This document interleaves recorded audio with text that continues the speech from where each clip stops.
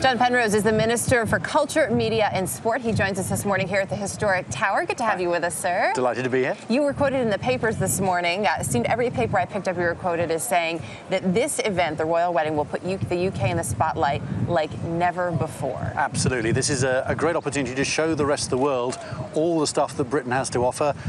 Not just the royal family, but all the wealth of heritage and great scenery and all those other good things too. So we've been showing folks a little bit of what we found. Of course, we're here at the beautiful and historic Tower of London, which has plenty to offer. I know it's one of your favorites, particularly because of the polar bear that once lived here. Yeah, well, a king many centuries ago was given a polar bear by another king.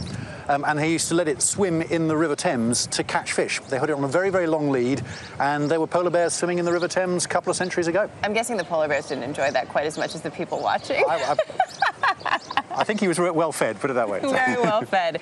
So just a little bit of the history and the perhaps lesser known stories you'll get here at the Tower. There are so many sites to visit across London. Oftentimes when we would do updates leading up to the royal wedding, our reporters would be in front of Buckingham Palace, and people can actually visit the palace. Yeah, now you can visit not the whole thing. Obviously the Queen lives in part of it, obviously, but there are public areas, and you can go around and see a whole series of very interesting exhibitions there. If you had to pick one thing that is a must-do for anyone coming to visit during the royal wedding, what would it be?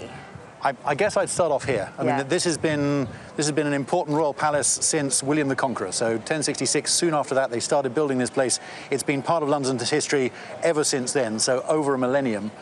So yeah, this is where I'd start. There's also a lot of new to see in London. The London Eye, which was very controversial when it was first put up for the millennium, but has become a major tourist attraction. Yeah, and everything in between. I mean, there's all sorts of other things you can do too. If any of your viewers are fans of the Beatles, you can go to Abbey Road. You can walk across the zebra crossing, which is on the front cover of the album. Pretend you're John and Paul and Ringo and people like that. Anything in between, you'll find something there which is a good mixture for you. There's plenty to do here on the day of the wedding. I know there are going to be parties all over. Street parties have been encouraged by the mayor.